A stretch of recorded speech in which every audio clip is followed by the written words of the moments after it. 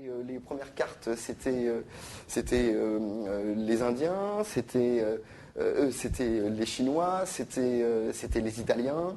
Et donc déjà, très très rapidement, on a voulu avoir une référence géographique.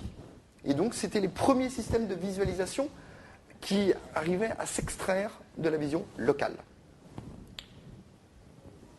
Alors, un autre système géographique, alors là je vais vous montrer, là c'est encore plus macro, donc là c'est la visualisation sur des planètes, sur la planète Terre, où là on a typiquement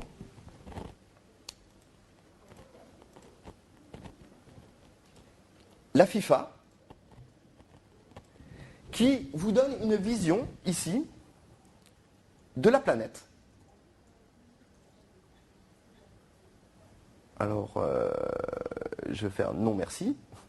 Et là, ici, vous avez la planète, ici, et tous les points jaunes. Et vous pouvez poser des questions sur le type de confédération, le type de soutien, le type d'activité. Et ce sont typiquement des systèmes de visualisation géographique pour pouvoir repérer tout ce qui se fait au niveau du foot.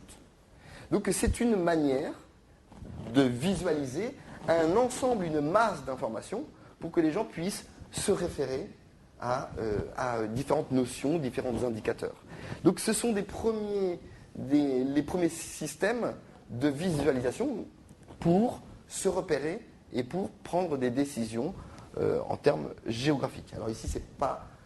donc la FIFA doit faire quelques petits progrès en termes de visualisation, hein, mais c'est pourtant l'outil qu'il propose. Ça prouve bien que la visualisation de données, c'est quelque chose de très très compliqué et que même avec de très très gros budgets, on arrive à des solutions qui mériteraient d'être encore plus travaillées. Donc,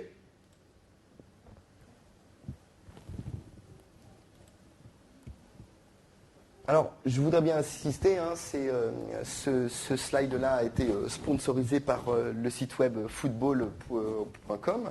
Hein, c'est bien, en fait, pour montrer que le football est porteur d'idées sur la visualisation d'informations. Alors, maintenant, je vais passer à un autre niveau. On a vu la visualisation géographique, maintenant sur la visualisation des données numériques. Alors, les premières images que l'on peut découvrir hein, sur... comment on va faire un rapport sur différentes mesures. Eh bien, autrefois, on pouvait les décrire de cette façon-là. Et donc, ça nous paraît un petit peu confus, mais déjà à leur époque, c'était une manière de visualiser des informations numériques, de faire des formes géographiques pour que tout le monde puisse se repérer par rapport à différentes notions.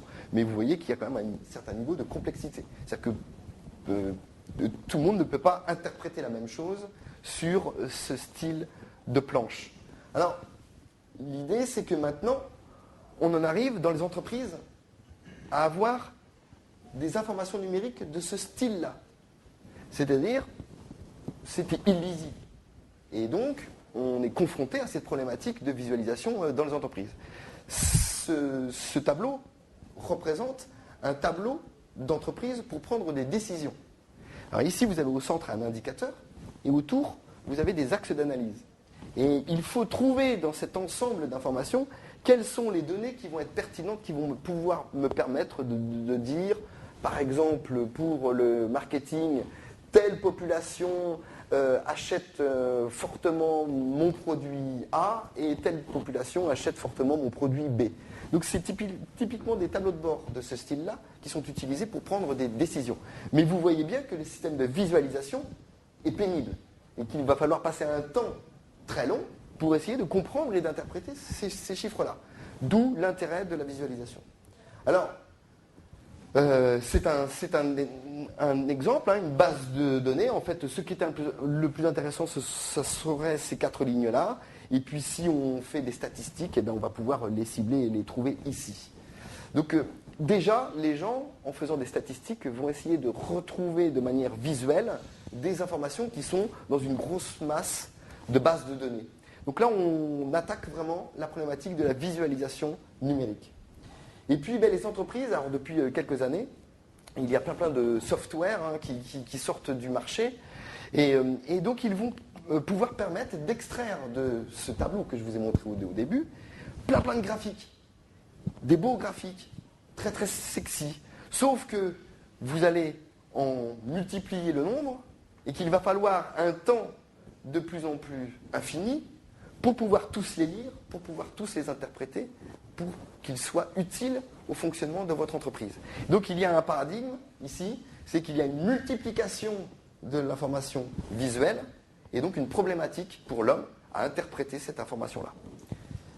Et en plus de tous ces outils-là, on arrive à certaines aberrations. Vous voyez ici, ce sont les deux mêmes camemberts. Et ça, c'est le défaut qui est reconnu dans la data visualisation.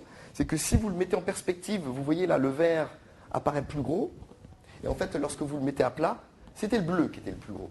Vous voyez que même avec les outils de visualisation actuels, vous pouvez communiquer sur des idées fausses. Donc, même les tableaux de bord que l'on croit infaillibles peuvent vous apporter des raisonnements faux, des raisonnements subjectifs. Donc la visualisation, c'est vraiment un phénomène très très important, c'est un domaine très important pour éviter l'aspect subjectif de l'interprétation de l'information. Alors, tous ces tableaux de bord, il en existe. Alors ça, c'est un tableau de bord qui date de 1900 et quelques. Déjà à la main, il travaillait sur plusieurs tableaux de bord. Et puis là, vous en avez encore d'autres où les gens inventaient des systèmes de visualisation pour essayer de reproduire des mesures et pour donner à des gens qui doivent prendre des décisions, tiens, tel ou tel phénomène est plus important que d'autres. Et donc que vous voyez toute la combinatoire, toutes les possibilités de visualiser des tableaux de bord. Alors, il y a un nouveau phénomène qui arrive sur le marché, c'est que comme il y a trop de données, comme il y a trop d'informations, il s'agit de la rendre de plus en plus facile à interpréter pour les gens. Donc il y a de nouveaux phénomènes qui arrivent sur le marché, dont un qui est l'infographie. L'infographie, qu'est-ce que c'est? C'est des gens qui vont lire les données, qui vont les interpréter, qui vont passer beaucoup de temps, qui vont faire des statistiques sur les données, et ensuite ils vont écrire un scénario pour représenter des informations, et ensuite avec ce scénario, ils vont faire des films. C'est en vogue, ça existe depuis quelques années aux États-Unis. Il y a des entreprises qui font de plus en plus ça, c'est un rapport d'activité, un bilan d'entreprise, ou toute autre activité numérique, d'information numérique. Les gens ne vont plus faire de tableau de bord, ou de documents de 500 pages avec plein de courbes dans tous les sens. Ils vont faire un petit film pour représenter une grosse masse d'informations. Et pour que cette information-là soit utile à l'interprétation. Alors je vais vous passer la petite vidéo que vous avez commencé à entendre tout à l'heure. C'est celle-ci. La France, c'est le béret, le fromage, le bon vin, les cuisses de grenouille et le French cancan. Mais c'est aussi surtout des habitudes quotidiennes pour 65 350 181 Français. Chaque jour, en France, alors que l'on fume 153 millions de cigarettes, ce n'est pas moins de 180 personnes qui meurent du tabac. 900 Français sont victimes d'accidents médicaux dans les hôpitaux et les cliniques, et on prescrit 359 424 antibiotiques. D'un point de vue technologique, on échange 273 671 232 SMS contre 1,4 milliard d'emails.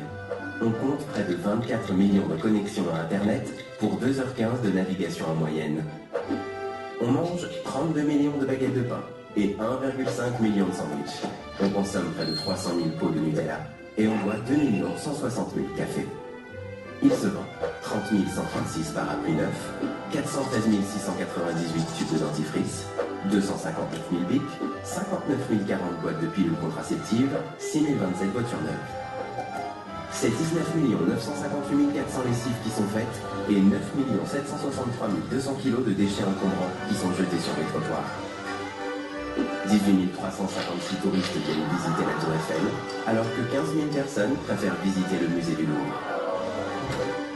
Pendant que 1 million de personnes vont chez le coiffeur, 5 Paris ferme, une bijouterie se fait braquer, 1,8 personnes se fait assassiner, 2 246 400 mètres carrés de terres agricoles disparaissent et un paysan se suicide. Côté cœur, 397 histoires commencent sur un célèbre site de rencontre. On s'adonne à 18 576 000 rapports sexuels et on célèbre 730 mariages par jour. 1496 personnes trouvent la mort, tandis que l'on compte 2268 naissances. Tout ça en 24 heures, 1440 minutes, 86 400 secondes, chaque jour en France. Donc voilà, c'était en fait pour illustrer le fait que ici, une grosse masse d'informations, voilà, j'ai toutes les stats de tout ce qui se passe en France, et puis qu'est-ce que je dois dire, qu'est-ce que je dois en ressortir. Et vous voyez, je pourrais effectivement créer des pages et des pages d'analyse et n'en plus finir. Et s'il y avait une fin. Et voilà, les alternatives sont que maintenant nous allons visualiser, nous allons mettre en scénario l'information pour qu'elle soit ludique et que les gens puissent retenir au moins quelques informations pour son enrichissement. Donc ça, ce sont des phénomènes qui apparaissent, c'est-à-dire que l'information numérique, ce n'est pas que des statisticiens ou des mathématiciens ou des informaticiens, c'est aussi des gens qui savent mettre en scène l'information. Donc ça fait intervenir beaucoup de métiers.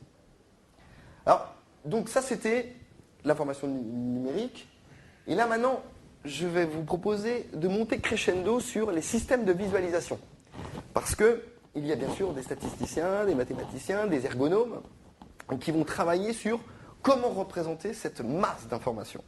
Et c'est un enjeu majeur où plein de choses sont à faire, comme je vous l'ai dit, au préalable.